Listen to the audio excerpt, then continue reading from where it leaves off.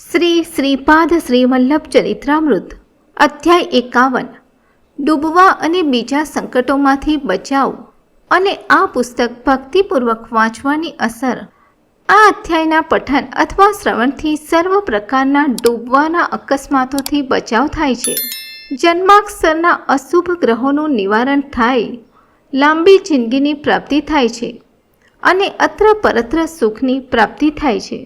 હું એટલે લેખક શંકર ભટ્ટ કુરવપુરમાં હતો ત્યારે આસો મહિનાની વદ બારસનો દિવસ આવ્યો. તે દિવસે હસ્ત નક્ષત્ર હતું. કૃષ્ણા નદીમાં સ્નાન કરી શ્રીપાદ પ્રભુ થોડો સમય ધ્યાનસ્થ બેઠા. ધ્યાનમાંથી નિવૃત્ત થઈ તેમણે મને હજુ એકવાર સ્નાન કરવાનું કહ્યું. તેમની આજ્ઞા અનુસાર હું ફરી એકવાર કૃષ્ણા નદીમાં ડૂબકી મારી આવ્યો. ત્યારે શ્રીપાદ પ્રભુએ કહ્યું, હે શંકર ભટ્ટ, હવે મારે ગુપ્ત થવાનો સમય આવી ગયો છે.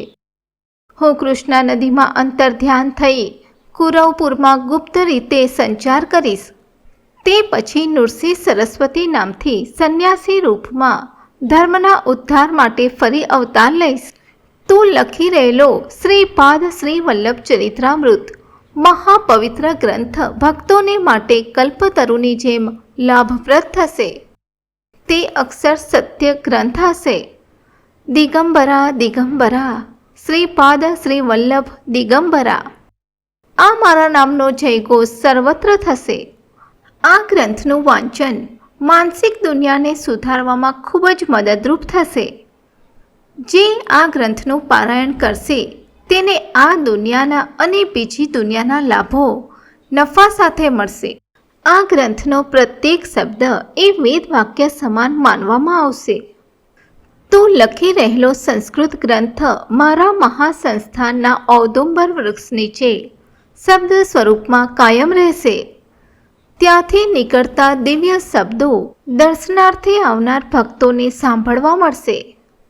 જેમને મારા દર્શનની હૃદયપૂર્વક અત્યંત ઉત્કંઠા હશે તેમને મારા દર્શન અવશ્ય થશે. હું મારા ભક્તોના રક્ષણ માટે હંમેશા સજ્જ હોઉં છું. તારા સંસ્કૃત ગ્રંથનો તેલુગુ ભાષામાં અનુવાદ કરવામાં આવશે, જે બાપન્નાર્યુલુની 33 પેઢીના વંશજ દ્વારા પ્રગટ થશે.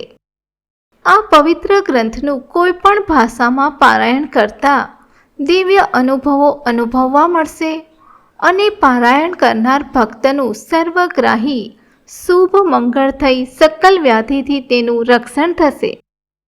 શ્રીપાદ પ્રભુએ શંકર ભટ્ટને કહ્યું, તે મારી ખૂબ જ સેવા કરી.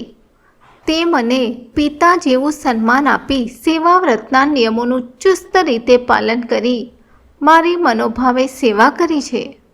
હું મારી કાષ્ઠ પાદુકાઓ તને ભેટ આપું છું. હું નથી તેમ માની દુઃખી થઈશ નહીં. તું 3 વર્ષ અહીં જ નિવાસ કર. આ 3 વર્ષમાં હું તને તેજોવલયના રૂપમાં દર્શન આપતો રહીશ. તે જ પ્રમાણે અનેક યોગ રહસ્યનું જ્ઞાન આપીશ.